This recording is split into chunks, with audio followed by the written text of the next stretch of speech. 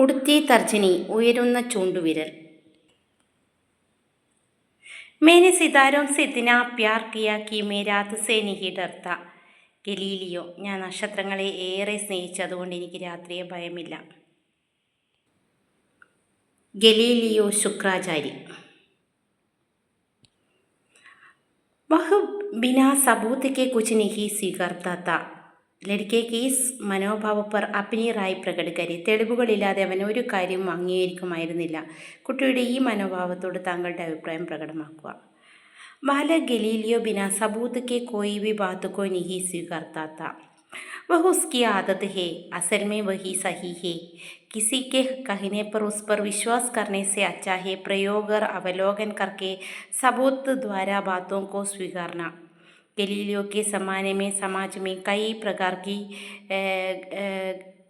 गलत फहमियाँ प्रचलित थी. बालक गलीलियो से खूब परिचित भी था. ऐसे में सबूत के द्वारा बातों को समझना और स्वीकारना अच्छा है. കുട്ടിയായ ഗലീലിയോ തെളിവില്ലാതെ യാതൊരു കാര്യവും അംഗീകരിച്ചിരുന്നില്ല. ശരിക്കും അതാണ് ശരി. ആരെങ്കിലും പറയുന്നത് കേട്ട് വിശ്വസിക്കുന്നതിൽ നല്ലത് പ്രയോഗങ്ങളിലൂടെയും അവലോകനങ്ങളിലൂടെയും കാര്യങ്ങൾ ഗ്രഹിക്കുകയാണ് വേണ്ടത്. ഗലീലിയോയുടെ കാലത്തും സമൂഹത്തിൽ ഒട്ടേറെ മിഥ്യാധാരണകൾ നിലവിലുണ്ടായിരുന്നു. അങ്ങനെയിരിക്കുമ്പോൾ തെളിവുകളിലൂടെ കാര്യങ്ങൾ ഗ്രഹിക്കുന്നതാണ് ഉചിതം.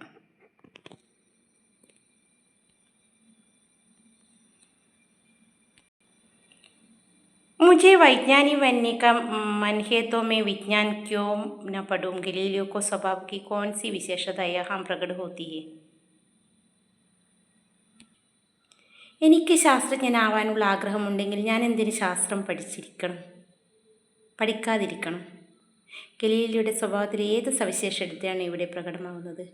भले गलीलियो वैज्ञानिक बनना चाहता था, लेकिन उसके पिता ने उसे डॉक्टरी पढ़ने के लिए भेज दिया. उसने किसी से बताए बिना अपने आप विषय बदल दिए. वह एक निष्कलंक बालक था.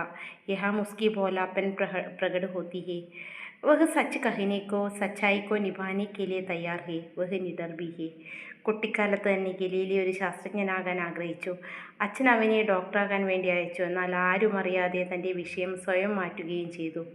അവൻ നിഷ്കളങ്കനായിരുന്നു. ഇവിടെ അവൻ്റെ നിഷ്കളങ്കമായ സ്വഭാവം പ്രകടമാകുന്നു. വൻ സത്യം പറയാനും സത്യത്തെ പാലിക്കാനും തയ്യാറാണ്. ഭയരഹിതനാണവൻ.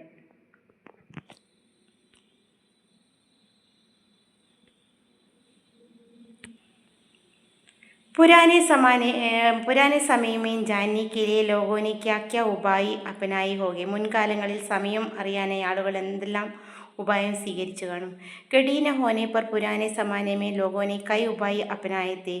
आमतौर पर प्रकृति का उपयोग करते थे. सूरज की गति, तारों की स्थिति, पेड़ों और घरों की छाया, जानवरों और पक्षियों की गतिविधियाँ, रेत की घड़ियाँ, जल की घड़ियाँ आदि का प्रयोग करते थे. ക്ലോക്കില്ലായിരുന്നതുകൊണ്ട് പഴയ കാലത്ത് ആളുകൾ കുറേ ഉപായങ്ങൾ സ്വീകരിക്കുകയുണ്ടായി.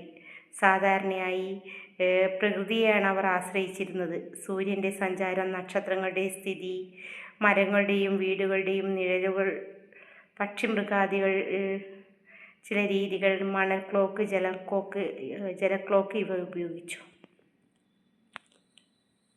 വിജ്ഞാൻ കാ മത്ലബ് പ്രयोग है. इसने आप क्या समझते हैं.